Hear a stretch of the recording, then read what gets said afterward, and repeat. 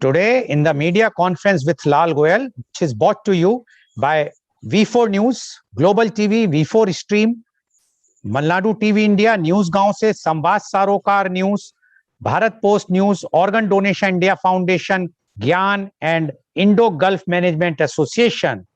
Our endeavor is to enlighten you with the current topic. And today's topic is not only current, but very, very relevant, and it's quite hot. And the topic is privatization, the after effects.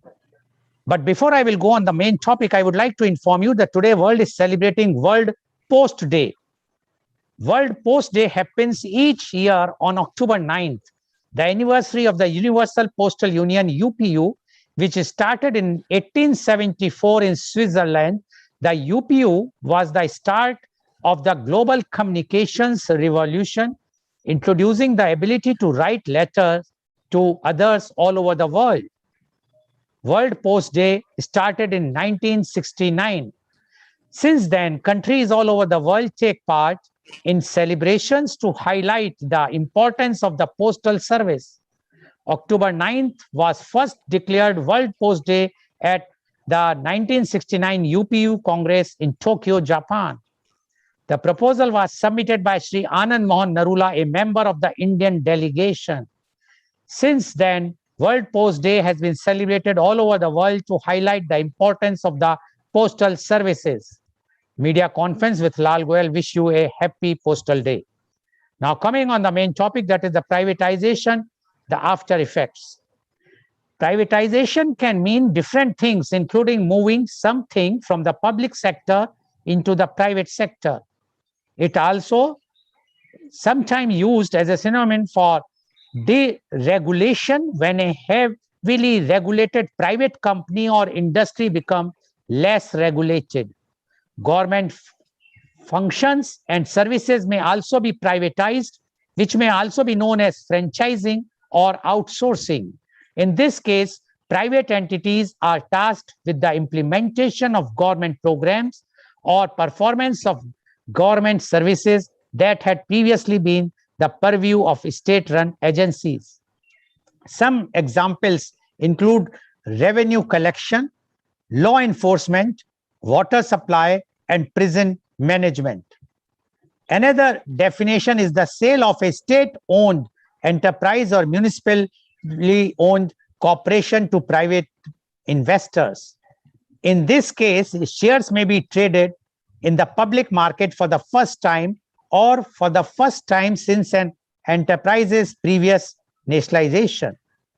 This type of privatization can include the demutualization of a mutual organization, cooperative, or public-private partnership in order to form a joint stock company.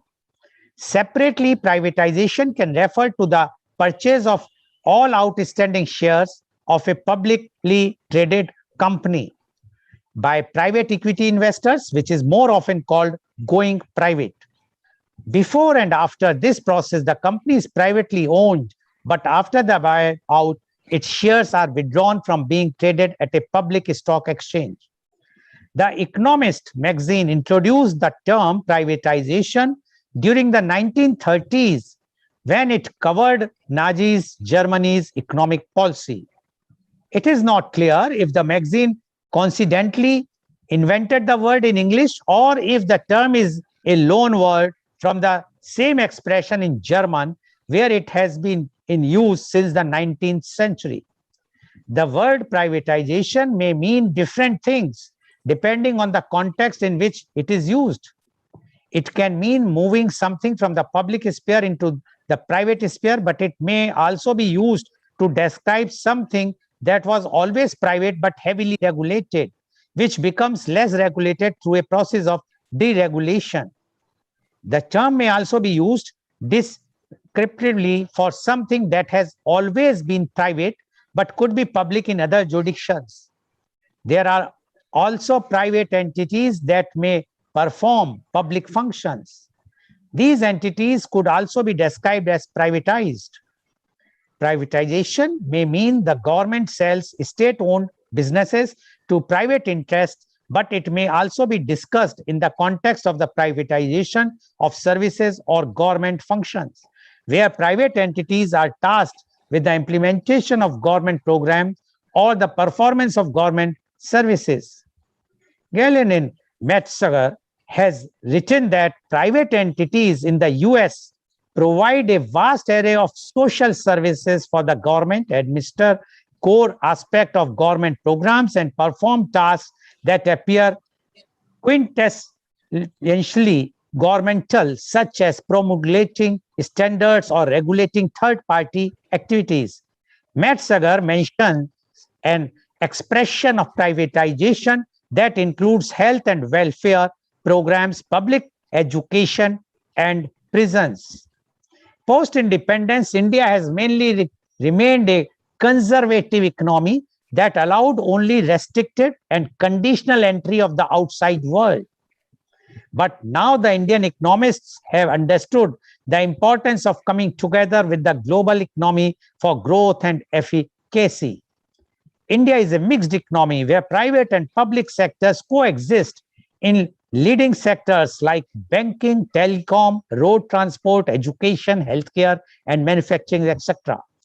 In recent years, India has witnessed major economic reforms as there is momentum towards privatization. Privatization can be demarcated as the transfer of state-owned enterprises, SOEs, to the private owners. Privatization can address issues like income inequality, inflation, etc., that have been negatively contributing to the growth of India. Privatization is a burning topic at present, all the more because it is like two sides of a coin. India is reforming slowly towards privatization, but the previous unfulfillment of expectations from the reforms has reinforced the critics' claim.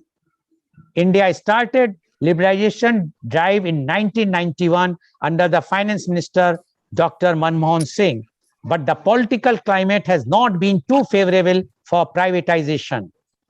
The initial regime to privatization started with some PSUs like Bharat Aluminium Company Limited, but there were disruptions to this and the strategic sales were in question. The control remained, the United Progressive Alliance UPA government did not place much confidence in privatization and decided not to privatize each and every PSUs. The control remained with the government, but the NDA government has been a supporter of this doctrine and pepped up the activities in favor of disinvestment and privatization. Few benefits that can be received by privatizations are: the main argument for privatization is that private companies have a profit incentive to cut costs and be more efficient. If you work for government-run industry, managers do not usually share in it any profit. However, a private firm is interested in making a profit, and so it is more likely to cut costs and be efficient. Since privatization, companies such as BT and British Airways have shown degrees of improved efficiency and higher profitability. It is often seen that government make poor economic managers. They are motivated by political pressures rather than sound economic and business sense. For example, a state enterprise may employ surplus workers, which is inefficient. The government may be reluctant to get rid of the workers because of the negative publicity involved in the job losses. Therefore, state-owned enterprises often employ too many workers, increasing inefficiency. A government thinks a lot in terms of the next election. Therefore, they may be unwilling to invest in infrastructure improvements that will benefit the firm in the long term because they are more concerned about projects that give a benefit before the election, which is a major concern for public welfare. It is easier to cut public sector investment than frontline service like healthcare. Privatization leads to the creation of wealth. The cost of production is reduced and profits are maximized. It is certainly a good step if the government feels that a particular sector can be opened up to the competition and it will benefit the market and the consumer. Disadvantages from it, because there are advantages, there are disadvantages. Now, the disadvantages are One important disadvantage to recognize is the opportunities for bribery and corruption that come with privatization, which we are seeing what is happening in the country. Typically, private companies are less transparent than government offices, and this reduced transparency paired with a drive for profit can be breeding ground for corruption, which we have seen recently at Mundra Adani port, where 3,000 tons of drugs, kgs of drugs were offloaded, and no action has been taken till now. If it would have been a government organization, some action would have been taken. But because a private port is there, the action has not yet been taken. So corruption is always there. If we watch on the UK, one can argue that the increasing inequality of the 80s was in part due to privatization. The government was selling off state assets owned by everyone to a wealthier subset of the population, thereby increasing the gap between the rich and the poor, which is also seen in the during last 1.5 years or 2 years, how the richer become more richer and the poor have become more poorer. Privatizations creates private monopolies such as water companies and rail companies.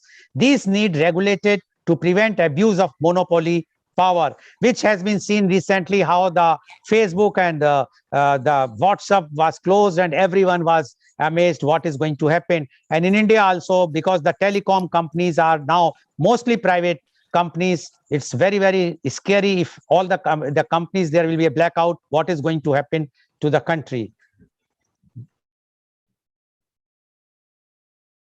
Therefore, there is still need for government regulations similar to under state ownership. In addition, there is also the drawback of the rise in prices. As the private owners usually have a monopoly, they take advantage and charge high prices, knowing very well that consumer will have no choice left but to do so, which we are seeing those recently privatized airports, especially like Mangalore airport, where I fly, how they have increased the rates of each and every facilities which were available on a very reasonable rates before the privatization. Adding further, standard economic models of privatization imply that new private owners raise productivity and reduce cost, potentially resulting in job losses and wage cuts for workers, which is also true. The scale effect of privatization will tend to increase employment, thus working in an opposing direction to the productivity effect. One of the most ambitious plans to emerge from India's recent announced union budget was the government's proposal to privatize state-owned companies in the coming years. This is an important step in India's program of reform to achieve long-term sustainable growth. As Prime Minister Mr. Narendra Modi put it recently, the government will be less involved in the business of business, and asset monetization and privatization will empower Indian citizens, enhance India's infrastructure, and increase economic efficiency. Since the 1980s, many countries have gone down the privatization path. Proponents of such an agenda believe it makes companies and sectors more efficient and competitive to the ultimate benefit of consumers. Critics, on the other hand, argue that privatization can lead to job losses and in some cases higher costs for the public. There is no single privatization model that fits all, but we have seen many success stories in other countries that demonstrate how privatization is beneficial to the long-term growth and sustainability of companies as well as the country. An employees union of Airport Authorities of India, AAI, has demanded a judicial probe into the privatization of 6 airports that have been allotted to the Adani Group. The Airport Authority Employees Union has written an open letter to Prime Minister Mr. Narendra Modi regarding the privatization of the 6 airports. In 2019, Adani Group won the bids for 6 airports: Ahmedabad, Jaipur, Lucknow, Guwahati, Thiruvananthapuram, and Mangalore. The union has demanded a judicial probe into the privatization process done for the 6 airports, as well as keeping in abeyance the handing over of remaining 3 airports to the group. Among other issues, the union has claimed that there has been a windfall gain of more than rupees 800 crores with respect to the 3 airports that have already been taken over. It has also claimed that there are huge deviation in amounts to be reimbursed towards existing assets of AAI at Ahmedabad, Lucknow, and Mangalore airport in terms of the figures shown in the bid document and the executed concession agreements. The Airport Authority Employees Union alleged that the Mangalore airport assets value was pegged rupees 363 crore, but the Adani Group had to pay 74.5 crore. It should have also paid 583 crore and rupees 384 crore for Lucknow Airport and Ahmedabad Airport, respectively. AEU added, however, it had to pay rupees 147.93 crore for Lucknow and 277.41 crore for Ahmedabad. AEU said. These last, what I have mentioned about the Airport Authority of India, they have sent me yesterday after seeing the flyer of the program. They says the privatization has ruined, and rather it is an open loot as far as the country's assets are concerned. And my own experience, because I landed day before yesterday from Dubai, I found the quality of the airport, the services have gone down drastically. So I don't know what is the advantage or not. But to discuss this very impact or the private topic, very important topic, the privatizations, the after effects, we have a very elite, very knowledgeable, those who are authority in this field, panelists are with us. I would like to invite my first panelist guest, and he is Professor Dr. Mohanlal Agrawal. Professor Dr. Mohanlal Agrawal is the former Professor of Marketing, Innovation and Management, IIM Lucknow, XLRI Jamshedpur, and California State University, USA. He is President of Indo-Gulf Management Association. He is US Fulbright Fellow Boston, EFMD Fellow Paris, and British Council Fellow London. In 2019, he was ranked among the 251 most fabulous global education leaders. Welcome, Professor Dr. Mohanlal Agrawal on our show. Professor Dr. Mohanlal Agrawal, you are knowing this fact about the privatization more than others because you are always in a innovative marketing, and you feel that the privatization or the innovations are required if we have to develop. But what we are seeing in India is totally different story. At least I can vouch for it personally, because I have seen only day before yesterday, or when I was going flying from the airport, what was the conditions of the airport, which has been privatized now more than 1 year time. So we would like to know from you your views on privatizations, the after effects. Professor Dr. Mohanlal Agrawal. Please unmute. Thank you, Mr. Goel. You never cease to amaze me with your very comprehensive research. In many ways, you make our task very, very easy because of what you have just now said as a background. Both, like professorially, you have seen the evolution of the concept. You have seen you have shown to us the difficulties in the implementation of the concept. And you have also shown clearly the bad effects and the good effects of this privatization. Let us keep something very much in mind, and that there is a natural process of change. There is a biological process of change. And even though there are difficulties, you cannot stop it. You can slow it down, but you can slow it down only at your own peril. But otherwise, natural course must take natural time, and naturally it should be allowed. For instance, you mentioned Mr. Modi very correctly, where he very rightly said that government has no business to be in business. This is exactly the part that we are talking about, because government can never be a good businessman. Like, for instance, I'm sure you would remember the best person in privatization in the world, who is no more, but probably the best proponent, that was Lady Margaret Thatcher. She was considered an iron lady. She was considered a paragon of change only because she understood this particular part and boldly started it in the UK. And UK became different, transformed, better, only and only because of Margaret Thatcher. There are, of course, pluses and minuses, but privatization drive that Lady Margaret Thatcher did, it created a bloody awful organization, which was British Airways, or BOAC at that time. And from an awful organization, it became an awesome organization, and that was the British Airways, as many people looked at it.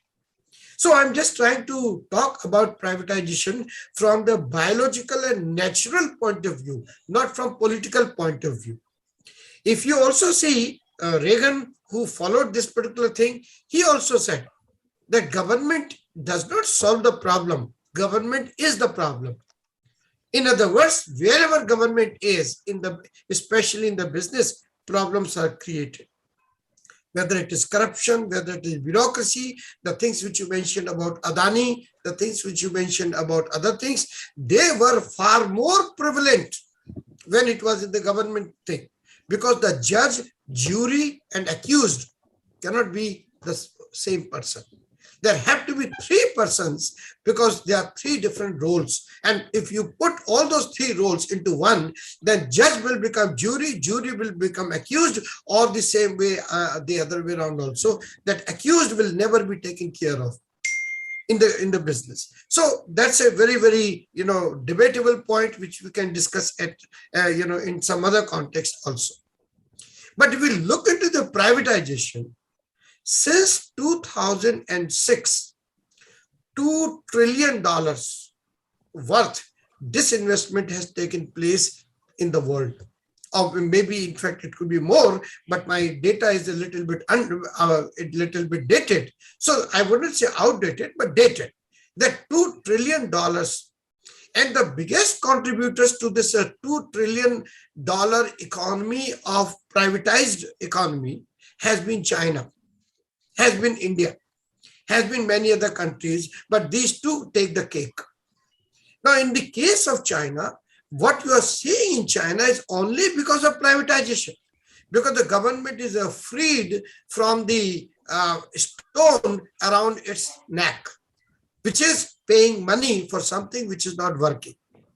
To give you just this example of Air India, which obviously we'll discuss more next week, when we discuss the life after Air India going, or Tata taking it back.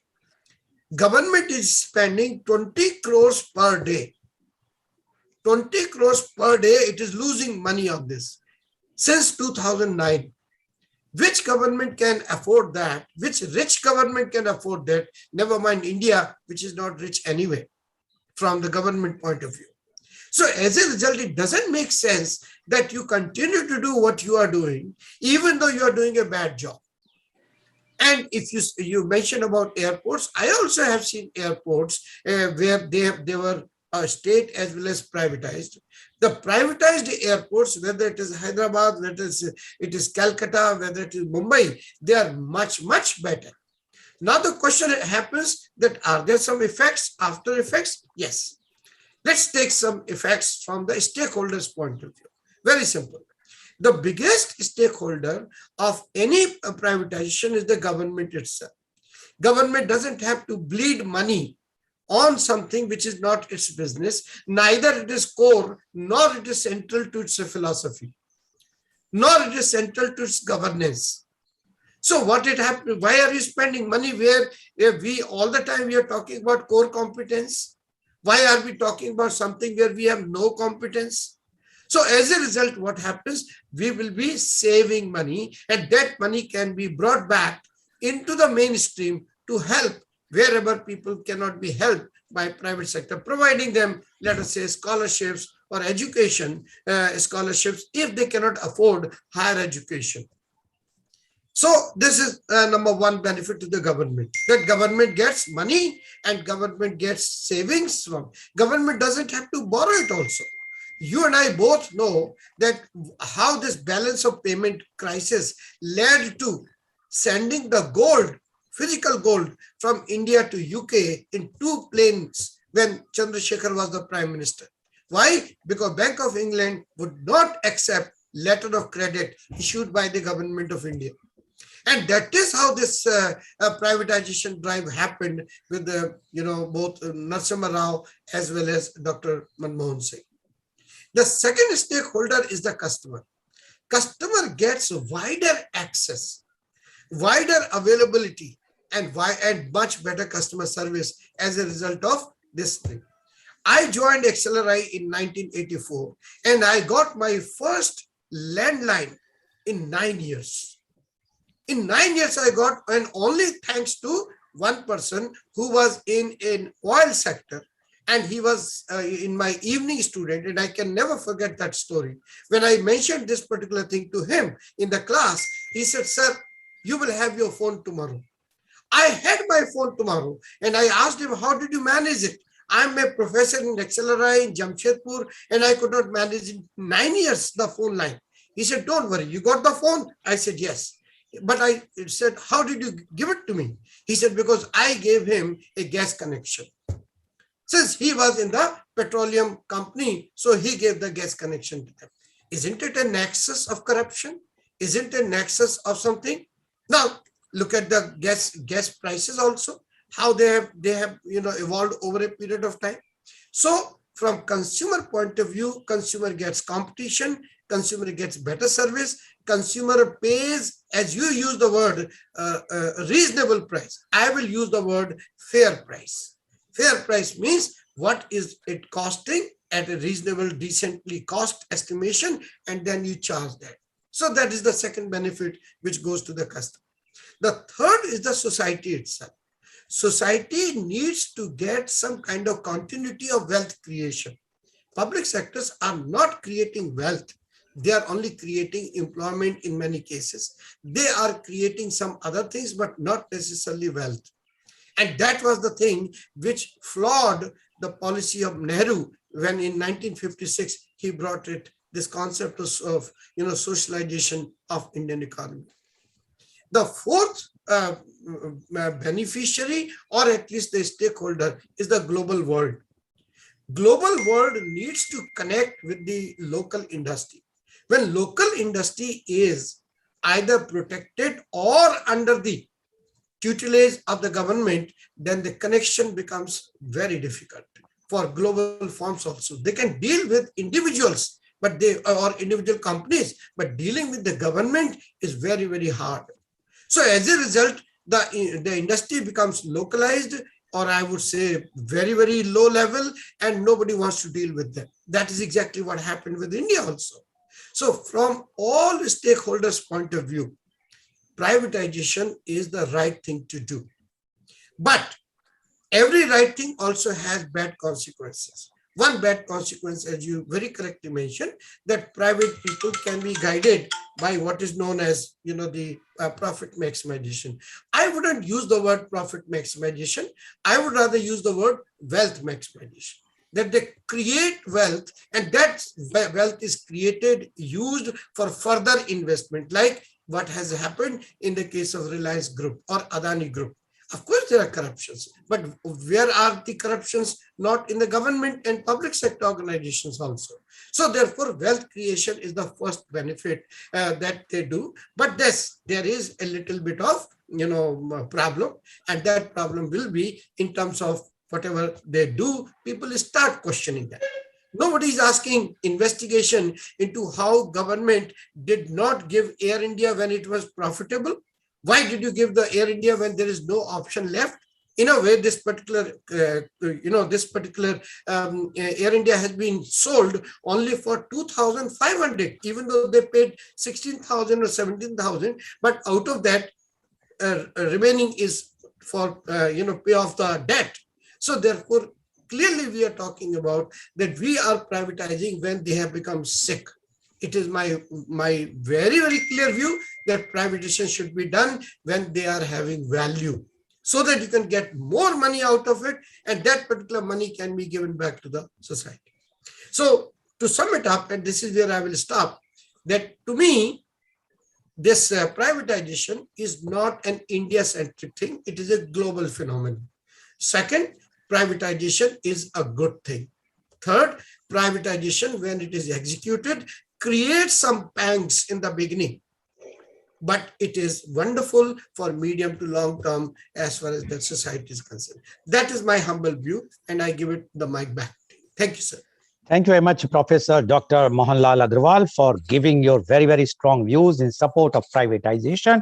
And what Professor Dr. Mohanlal Agrawal says, first thing he mentioned that how the Dr. Margaret Thatcher, the Iron Lady, the Prime Minister of former Prime Minister of UK, has shown the privatization from BOAC to British Airways. And mentioned he also said that the flaw of the socialism of Nehruji. And he also mentioned that the privatization which is taking place in India is a very, very positive aspect. So he has supported the privatization outright. Now my question, because he has to leave early, he wanted to go, so I will be putting some question to you. When you talked about the UK, there are two questions. One is for UK and one for India. First, I will ask for UK. UK model, NHS, the health scheme, National Health Scheme of UK, is one of the best scheme in the world. What we are seeing in India, what we are seeing in other countries, and that scheme belongs to the government.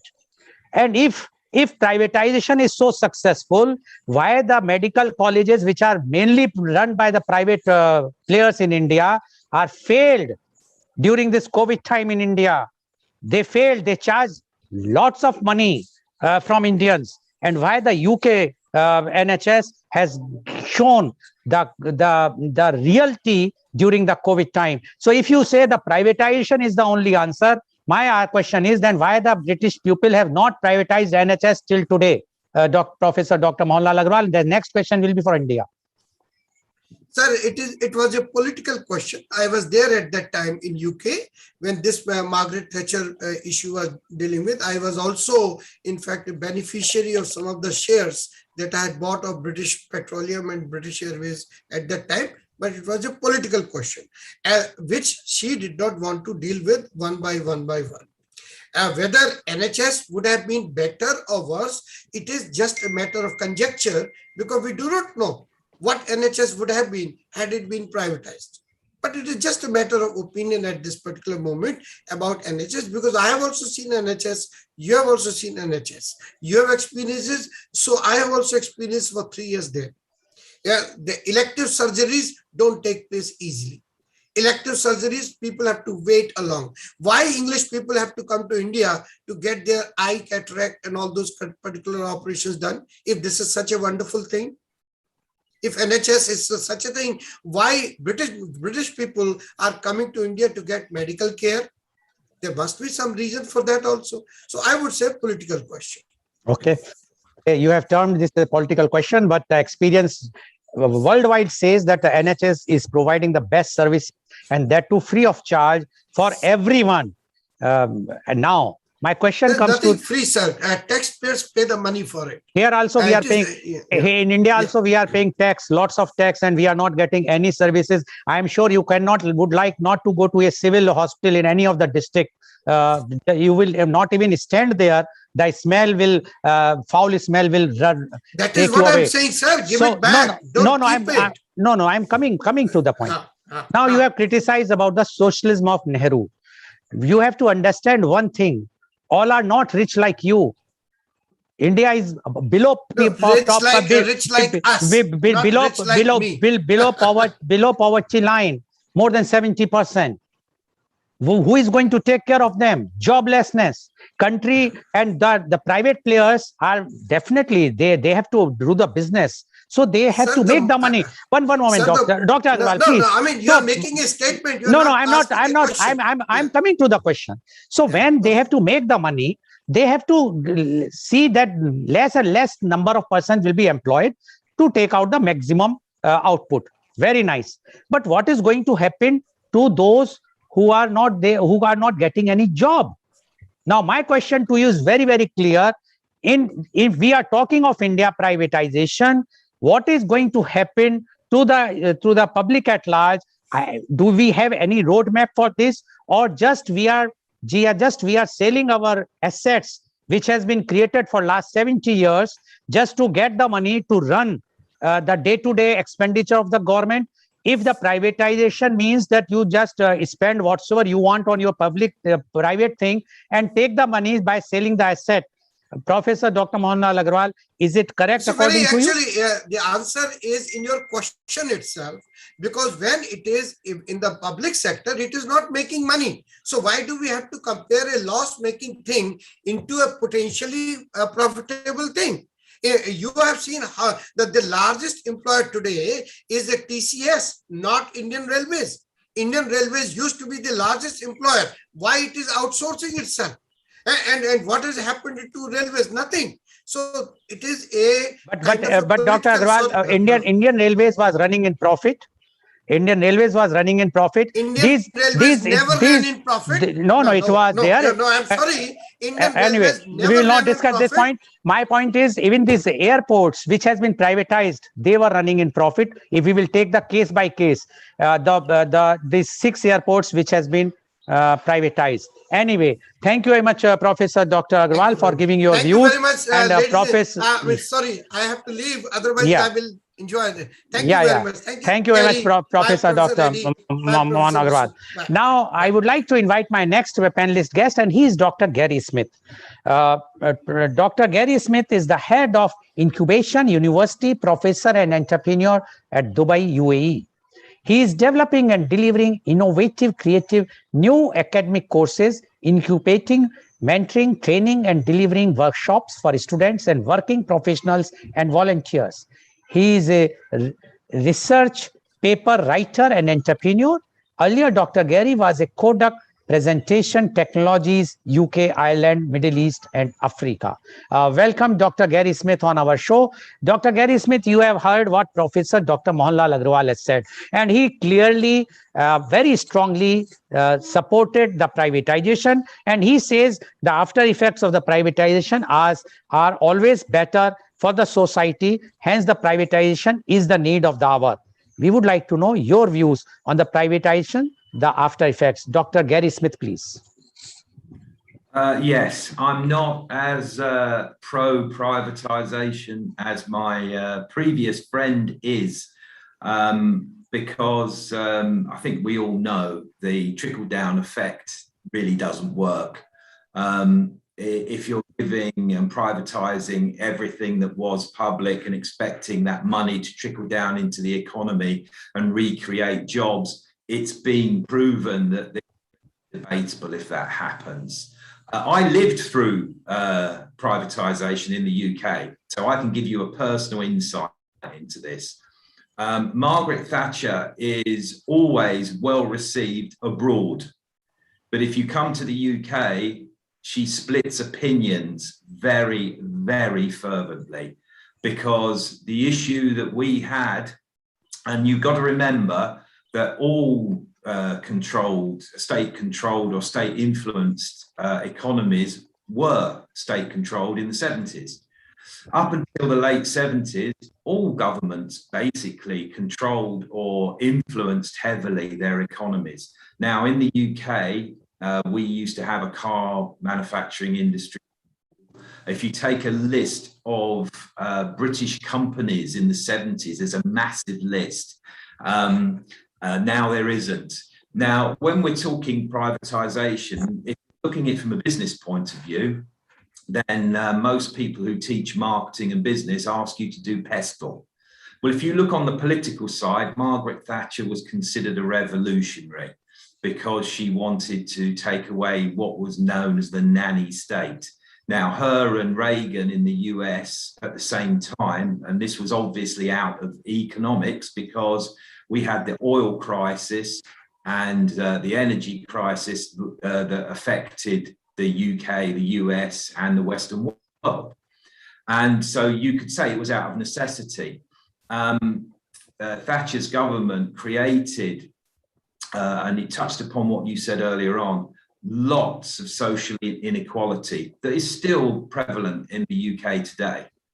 When you took away the coal industry, there were swathes of Northeast England, Yorkshire, the Midlands, that literally had an infrastructure around the coal industry, which again was proven to be as profitable as everybody else's. It was marketing that was, and also wanting to break the unions that actually stopped the coal industry, basically places like Sheffield, places and the steel industry, they were wastelands, and the amount of jobs that weren't there anymore.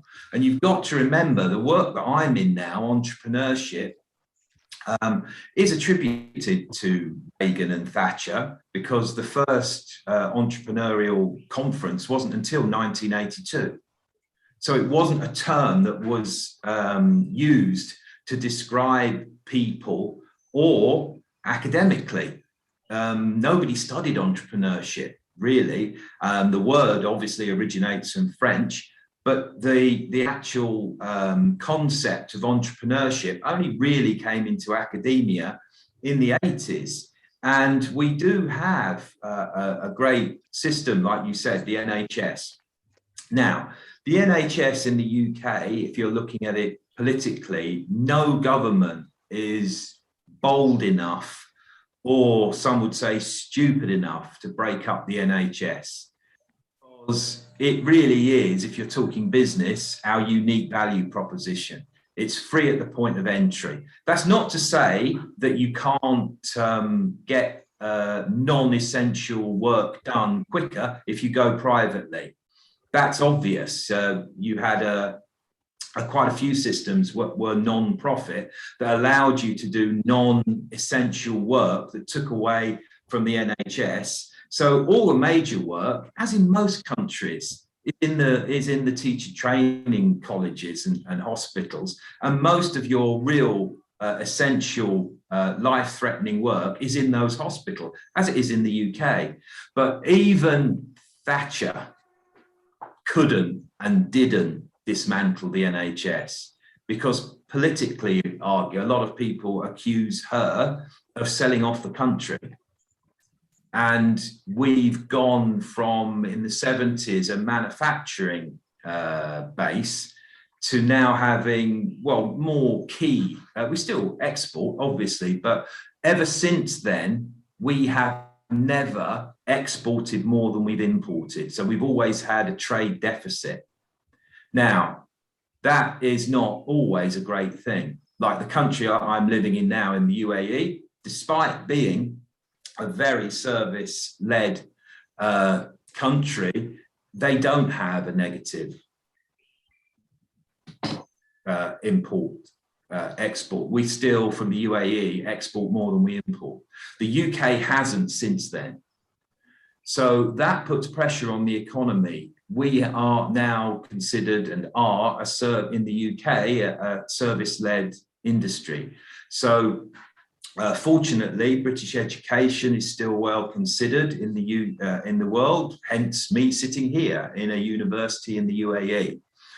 Financial services are very, very well thought of, and lots of British people are involved in those. But our manufacturing base basically went in a decade, and it created huge unemployment and unrest. People forget that we had the poll tax riots. I'd never seen riots before in the UK. And we've had serious disturbances concerning that. And, you know, you've got to take into account that just privatizing everything, yes, politically could be expedient. And however, if you've ever taken a train in the UK, you'll realize that it's one of the most expensive ways to get around the country anywhere. I've lived in Singapore, I've lived in Hungary, and I've lived in the UAE. In every one of those places, apart from the UK, the transport is affordable and is used for the public. That's why it's called public transport. We still call it public transport in the UK. The only issue is taxpayers still get taxed for it, but private companies run it and take the profits. Hence, they're not run effectively. Because you could argue politically and economically, what are utilities and what is public health and public transport for the public? So when you've got people like Richard Branson running Virgin trains in the UK, and if you've, I mean, even back in I took a train to York from London, right? This is 1992. The fare was nearly £100 because you were going before 9 o'clock, because they know that anybody traveling before 9 o'clock is going to work. So you get absolutely stiffed on the price. If you go after 9:30, it's cheaper. Now, students get benefits, but the argument is always, and there's talk of us going back to public transport. People are pseudo-nationalising the public transport system in the UK because it is for the public. Same as, you know, water, utilities. Should they be privately held? Because at the moment, there's a massive crisis going on in the UK, and loads of energy companies are going bust. There's at least 6, if not 7, gone already. That means the price has been hiked because we don't have enough gas reserves. And other countries are buying loads of it from places like Russia. And at the moment, we have a transportation issue with HGV drivers in the UK. So there's actually shelves in supermarkets that are bare, no petrol at the petrol stations. Now, is that a great advert for privatisation? No, it's not. There are issues in and around every country in the world, even Japan at its height when it was #2 economy in the world. They had a public transport system that ran for the public because most people did.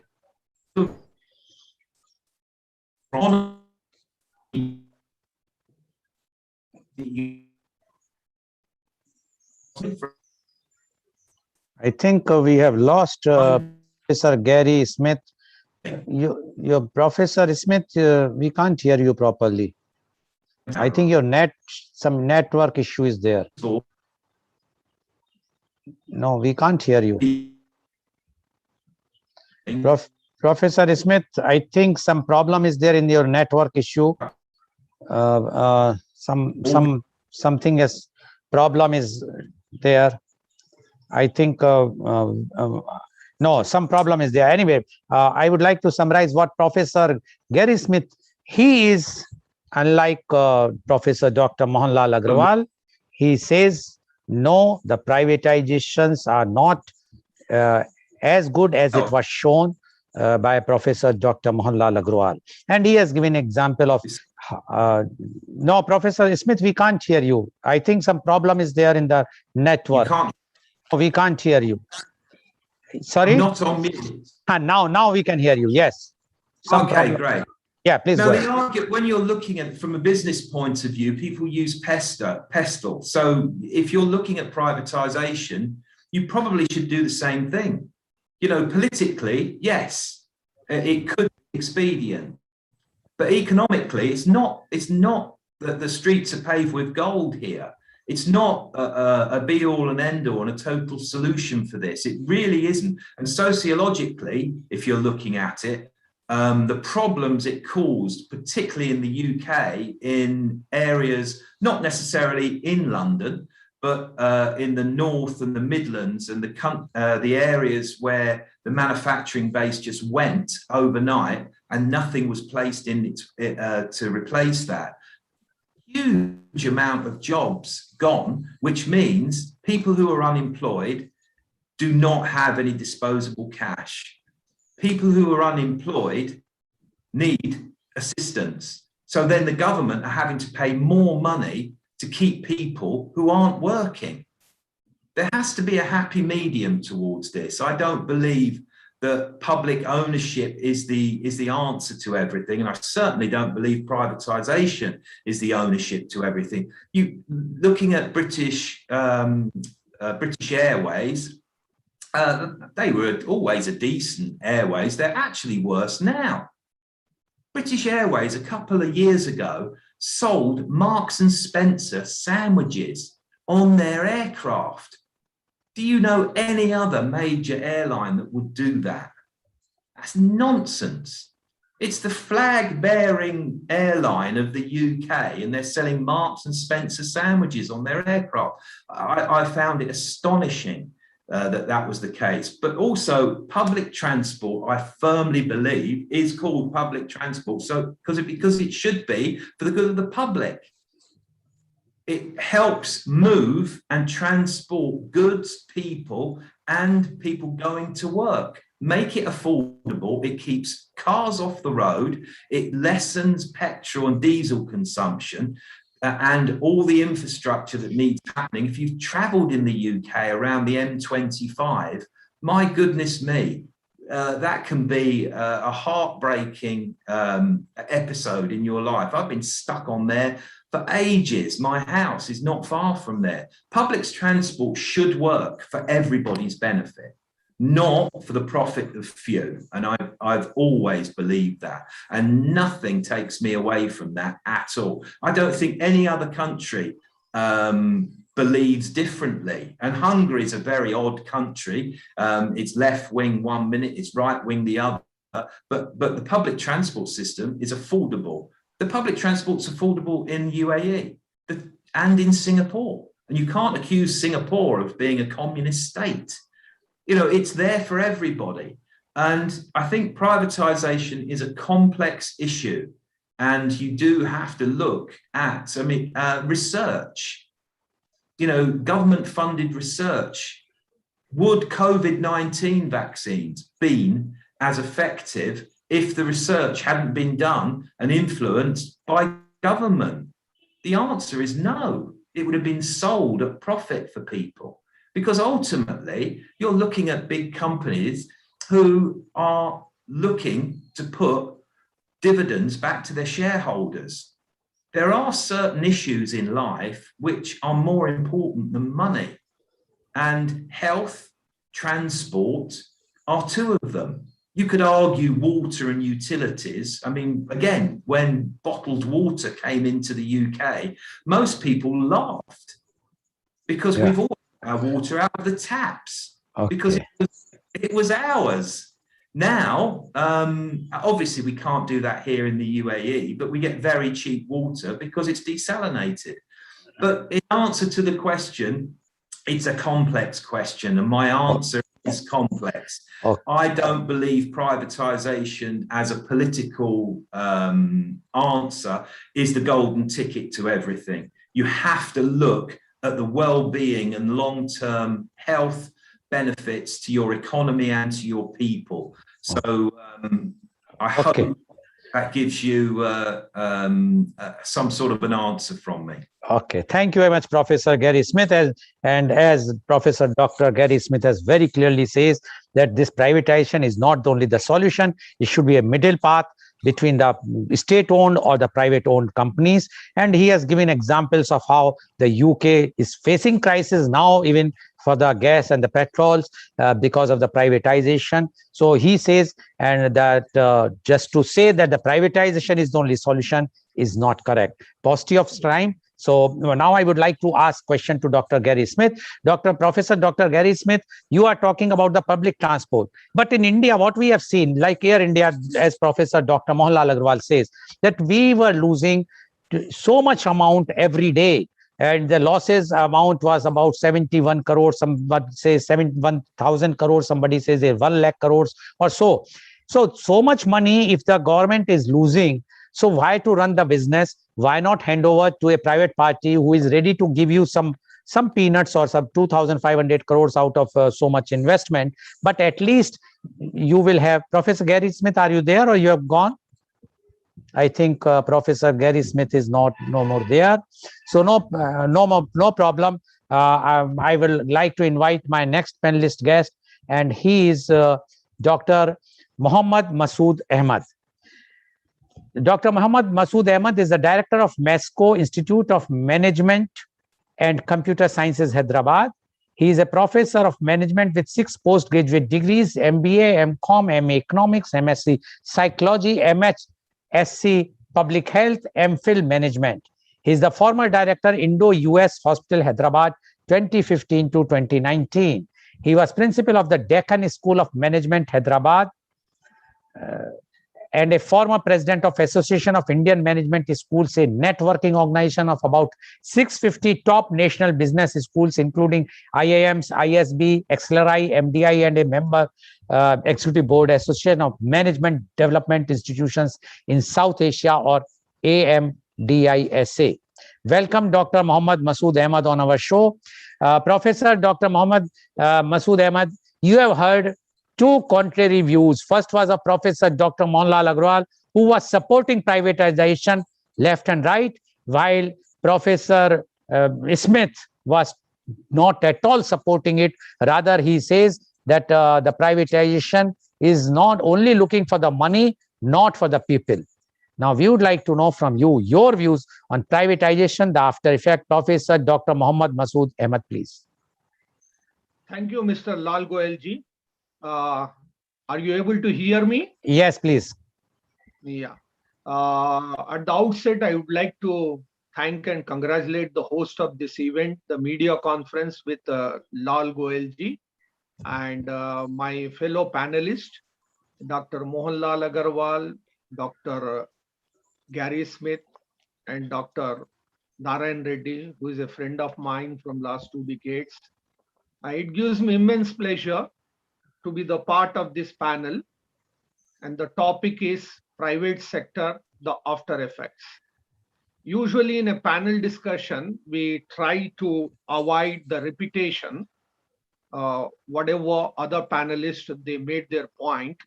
Instead of focusing on that, let us go for the different perspective. So first, I would like to take 1 or 2 minutes to give the global perspective, the concept of privatization.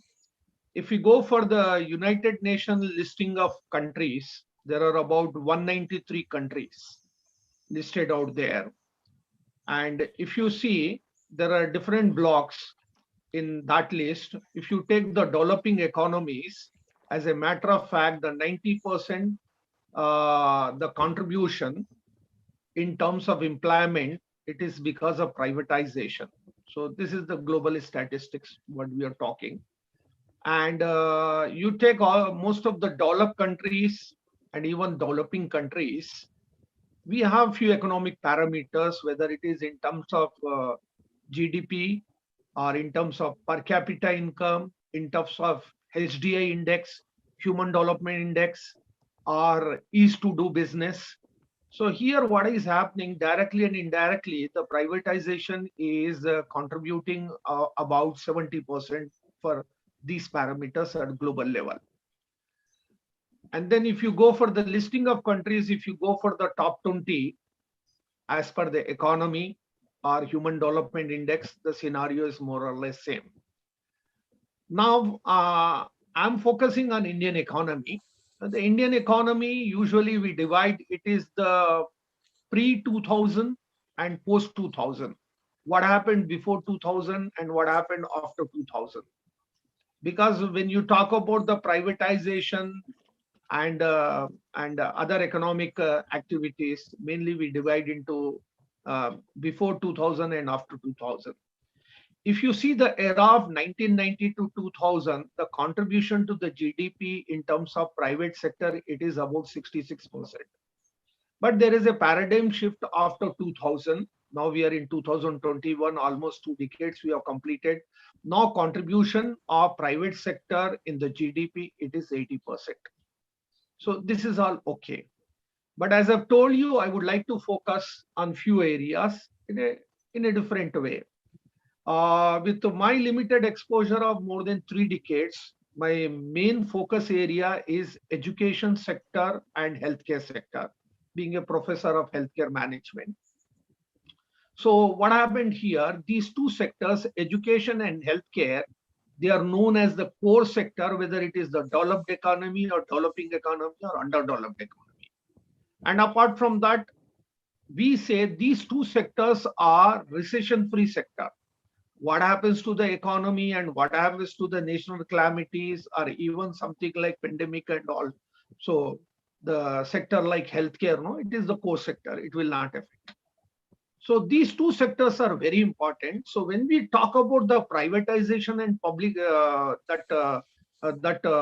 public investment, the government sector or the public sector, we have to focus on these two core sectors also, education and healthcare.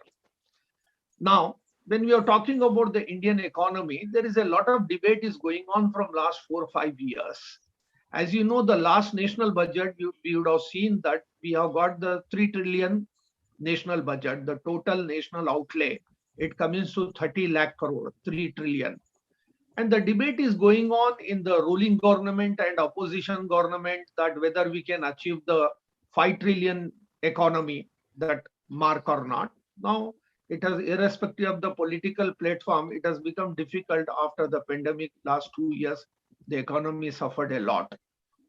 So, based on this scenario, the global perspective and the Indian perspective, I told you before 2000 and after 2000, I can tell you the private sector plays an important role. Okay, I think most of the panelists, including in your initial remarks, you told the importance of privatization. This is all okay. And as Dr. Mohanlal Agarwal told, that every best thing have the they may every best scenario may have some worst scenario also in exception. So that we cannot take it as a granted that no 100% this it is the privatization fit for all the economies, including India.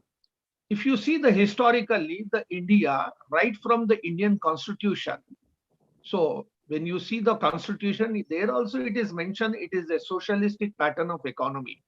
And you have rightly said that after the independence, right from the first prime minister, our pattern is the socialistic pattern of economy based on the mixed economy. Okay.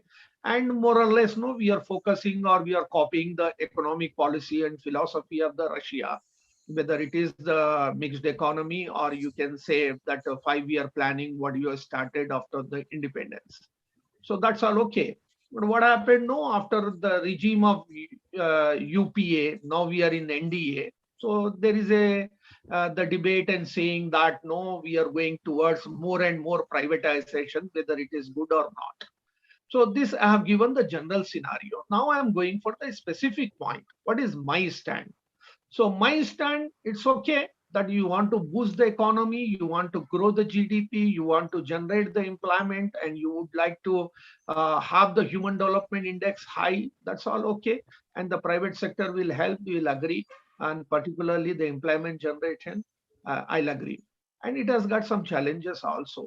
The challenges, no, as a professor of healthcare and concentrating on health and education, I have got one or two issues actually. The issues is directly the education sector and the healthcare sector. We have seen last 2 years, whether it is the private sector or public sector, most of the countries and most of the places we have failed left, right, and center. Because even neither the government sector or the private sector, they were not in a position to do how to fix it up. So that was the issue. But now I'm confining my point, my stand to the southern part of India. If you take the southern part of India, especially now the divided states where I stay, Telangana, Andhra, Karnataka, Tamil Nadu, and Kerala. So usually if you see the economic growth and especially the education sector and healthcare sector, it is well organized as compared to the national average. You take the literacy level, education level, and the healthcare, the human development and all. And this credit I will give basically to the public sector. Because now I'm confining myself to the Telangana state. Telangana state has become the role model for the school education. And I can tell you, the school education, few of my bureaucrat friends, they are from the civil services, the administrators, even for their children also, they are admitting their children in the government school. Because the Telangana state has initiated a new concept of the community residential schools. It is more than 1,000 schools they have established, the own land, own building, the own infrastructure. Okay, and these residential schools, whether it is high school or the intermediate schools, they are on par with the private sector.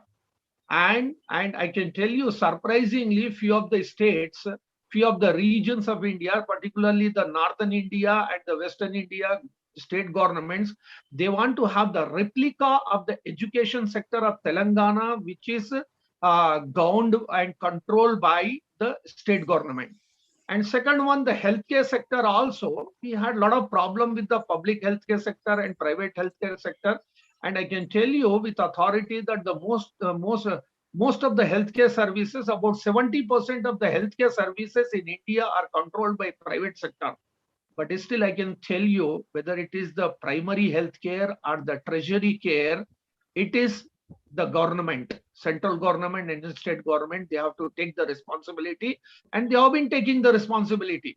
And for example, the number of medical colleges have come last 5 years in the southern part of India, and particularly the Telangana. Now we are going to have about 12 medical colleges, government medical colleges.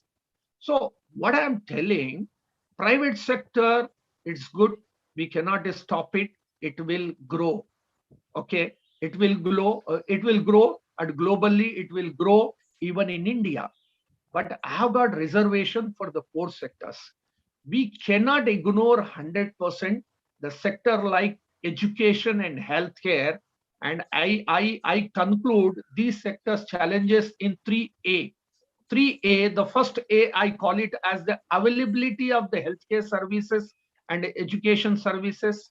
Second one is accessibility is very important based on the India's demographic profile, where 65% of the Indian population, they are in rural area. The first one is availability of the services. Second one is accessibility of the services.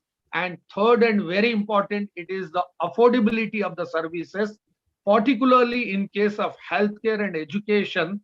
There we cannot totally ignore, or we cannot totally depend 100% on the private sector. There should be some say from the government. There should be some control from the public sector. That I can tell you. With the reservation, we can go ahead with the private sector. This is my stand. Thank you.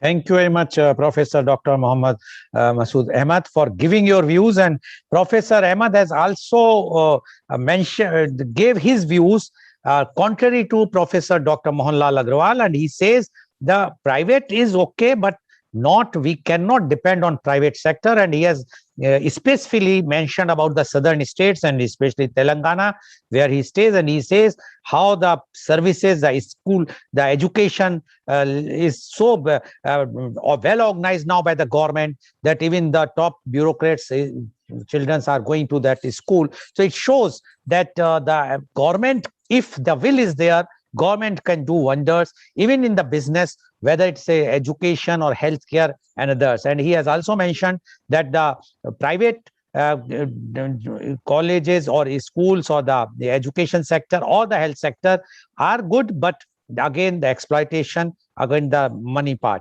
My question, I think, okay, I will take the question right now with you. See, Professor Dr. Mohanlal Agrawal mentioned about the private airports like Mumbai, like Calcutta. He even mentioned about Hyderabad also. So don't you think, Professor Ahmad, that the services or the beautiful places or the architecture, what we were seeing, not seeing in the government, now we can see in a private organizations. So privatization is better for giving the best facilities, whether it is it's like a 5-star facilities at the airports, which are not available earlier. So don't you think in that in way, the private sector is far better than the public sector? Professor Ahmad, please. Yeah, there are two issues. The first one is when you go for the limitations and the challenges of the privatization, the first challenge we try to consider, it is about the pricing. Okay, whether you take about the airport or the railway station, even the movie theaters. Okay, you can provide the world-class services. I agree with you. You can provide the world-class services at airport, railway station, movie theater, or the bank, or whatever you say. But the issue comes, the country like India, the demographic profile of Indians, okay? And where if you go to the national census and even in your introductory remarks also, you mentioned the particularly economic parameter called the below poverty line. Okay. So what I'm telling actually that whatever design we are going to have in the private sector, you can provide a world class. But I told you there is an issue of affordability also. So the price control. So what happens in case of the public sector? No, there is a norm for everything. Public sector, no, the pricing, distribution, manufacturing, it should be like that. I'm not against privatization. Even we should have the, see, I used to go to the Heathrow airport, Heathrow or the Dubai or other airports. No, I like that one. It's okay. See, we enjoy and we pay the services actually. First time I went to the US and I found that no, I wanted to carry my luggage and I had a trolley. For that, I had to pay some amount. It was a shocking experience for we Indians, because we are not habituated. So like that, my point is very simple. You provide the world-class services, but you have to see the affordability aspect also, the demographic Oh, profile of the users. This is okay. very, very important. And apart from that, one more important point I'll tell you. When you talk about the transformation from public to private, or even I'm talking in an opposite way, private to public also. So the transformation itself has got some gestation period. You don't think that all of a sudden, no, everything will be shifted and transferred and all that. It has got its own challenge.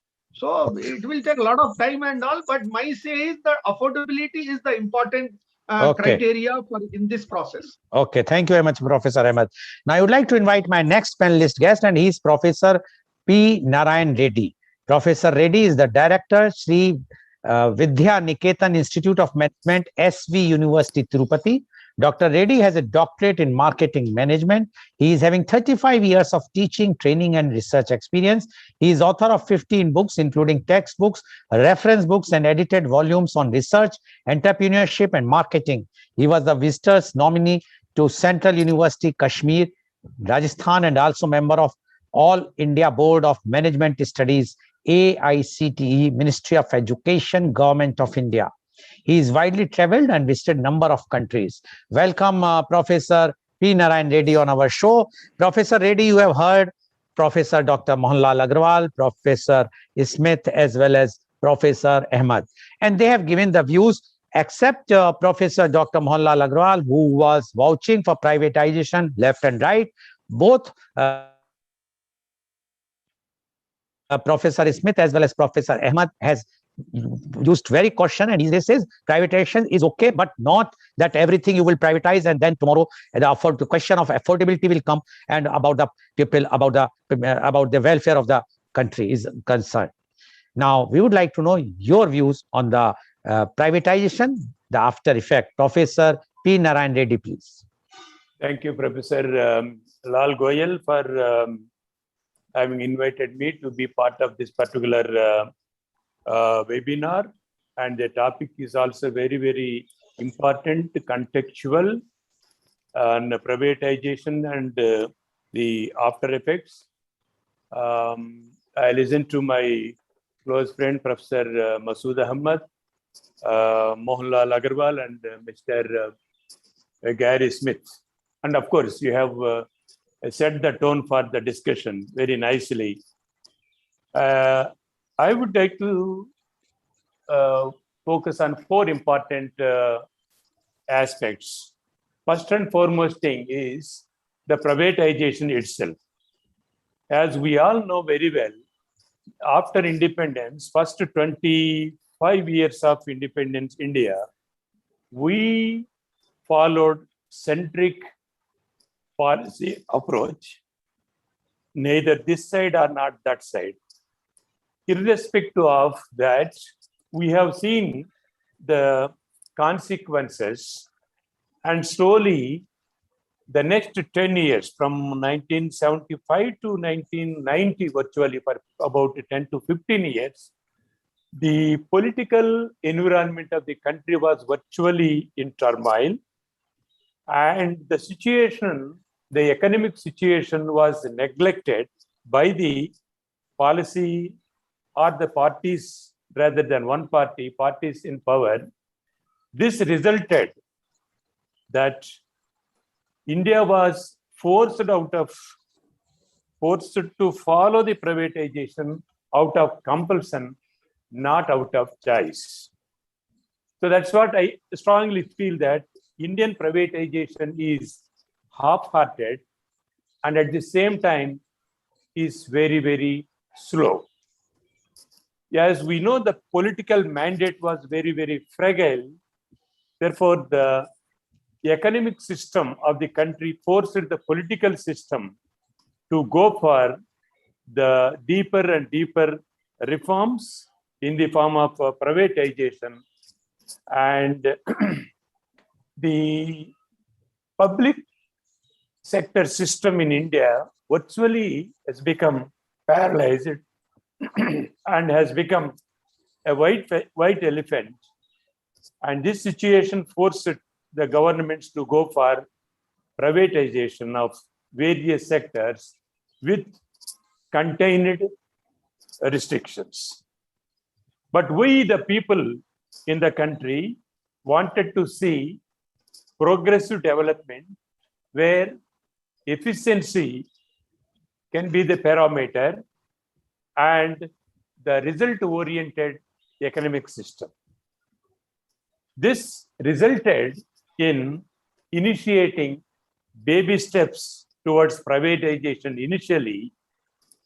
After 1990, the situation compelled to go for systematic and deeper reforms in the form of privatization of the Indian economy. However, the privatization, though initiated almost 30 years back, still we are privatizing the various sectors with a slowly phased manner. We, the people in the country, wanted to see the managerial efficiency of the economy, effective competition where the people will get the better goods and services, effective utilization of resources, the cost of the process of privatization is expected to be at a reasonable process, and we want to have export-oriented growth as one of the important frameworks of privatization. But when we see the three important factors, the privatization macro effects are different from micro effects.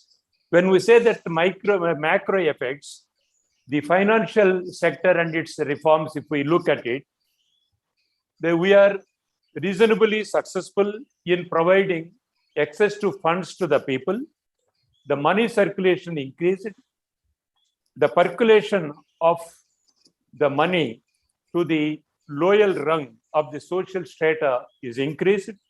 And India has become a destination for foreign direct investments. In these sectors, macro picture gives a very, very rosy. Similarly, when we come to the industrial privatization, we allowed private entrepreneurs and we destroyed or demolished the four-layered industrial policy, which was framed somewhere in 1948 and then to 1956 and later in somewhere in 1977. And this type of virtual dismantling of the structures in the industrial policy resulted in abundance of goods and services in the market. Consumers' aspirations are being met effectively. Quality goods and services too are available. And awareness among the consumer market is also increased. This resulted in the reframing the mindset of the people while producing the goods and services. And this also resulted to a greater extent, strong competition emerged in many sectors, if not in all sectors. And the third important thing is private entrepreneurship. Because of privatization, people find unlimited opportunities both inside the country and outside the country to explore business opportunities. significant number of private entrepreneurs emerged in the society with a confidence that they can handle and meet any size of competition at national level and also at international level. This is one of the important developments that we have seen after liberalization, and we must thank the liberalization process in the form of privatization in the country. And next most important thing is, in spite of emerging entrepreneurship in the recent past and also industrial reforms and financial reforms, agriculture is one of the important stumbling block in the process of development. In the recent past, maybe in the last 2 to 3 years' time, the present government has initiated reforms even in the agriculture sector, though the reforms per se expected to help the agriculture sector, there is a resistance from different quarters, or even some people who supported the reforms earlier, same people are opposing with a different interest. That's a different story altogether. But the expected reforms are not possible, or privatization of the agriculture is yet to take place. And fourth thing is, privatization facilitated the technology development very significantly. It has become part and parcel of the people, irrespective of the demographic profile. Similarly, the role of the government has come down, may not significantly, but to some extent, its burden on spending on various segments has curtailed to some extent. However, the government role still goes a long way in providing the policy framework for the effective utilization of the resources as well as an opportunities. Now, when we see the positive aspects, India is standing on par with developed economies in many fields. Country's goodwill has improved internationally. The financial stability too is able to achieve by virtue of privatization, and there is a positive export growth, and the world has recognized that India is one of the important countries in the top 5 countries in terms of the significant wise. However, when we think about the micro aspects, I would like to say the few important things. India is a mini world. It has its huge demographic profile with a different backgrounds, including the cultural backgrounds. Rural, urban, rich, poor, gender issues, and rural, urban. Within the rural, again, agriculture versus non-agriculture, rural aspects, whatnot. Many segments are there within the broad spectrum of Indian economy. Therefore, when we see from the different angle, the privatization would not or deprived to some extent the actual deserving needs and wants of the people in different segments. Another important level is that all people in all sectors are not in the same level playing field.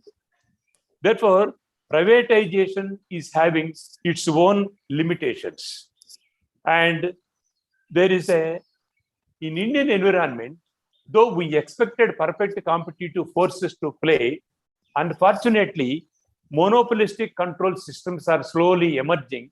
As you said, when it comes to the airports, though airports in per se, privatization is good, but vested interests are interfering in the system, and through backdoor policies or using the loopholes in the system, some vested interest private parties are able to capture the airports. As a result, benefits are not percolated to the people in general. So this is one. In Okay, view of this, now, we have to conclude now. yeah, because, in 1 minute, I would like to say. Now, though we are inviting the privatization out of compulsion, I suggest that there is a need to have how to redistribute the wealth of the society is the most important thing. Progressive privatization is the most important issue that we have to tackle. And privatization in some sectors is becoming mightier than the might. Therefore, government also to some extent may surrender.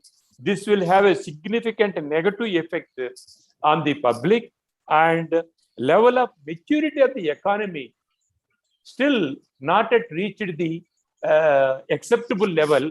Therefore, the gaps will emerge in this particular process. So we have to tackle these issues. Therefore, the side effects of the privatization is also growing on par with the benefits that are emerging out of privatization. Therefore, I say that the limited privatization or responsible privatization is the need of the hour, and we have to tackle the issues in this way. Thank you very much. Thank you very much, Professor Reddy, for giving a very well balanced view about the privatization and the advantages and the disadvantages. My only one very 30-second answer from you is, we have seen the Vande Bharat mission during the COVID crisis when the Air India was deployed. If the Air India, once it is going to be privatized now soon, who is going to take care of our own public?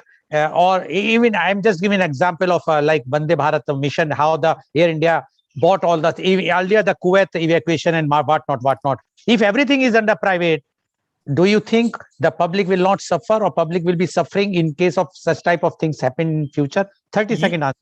Surely, as I agree with you that this type of privatization will have a negative effect on the interest of the common man. Though airports have been liberalized with the Gopinath entry into the stream, but it is accessible to the people. But however, the monopolistic approach may force the people and deprive the benefits for the common man. Okay, thank you very much. So today, viewers, we have seen the advantages and disadvantages of privatization. My take is that privatization is required, but public sector units should also be there, at least so that those units can take care of the public, those who are below the poverty line, as well as there will be a competition, no monopoly tomorrow, so that the private players will dictate the government on their own terms. But advantages are there, disadvantages are there. You have to, decision is yours, and you have to think about this. So thank you very much. And today's program has been live telecasted by V4 News, Global TV, V4 Stream, Malnadu TV India, News Gaon se, Samvad Sarokar News, Bharat Post News, as well. It was shown live on Facebook and YouTube.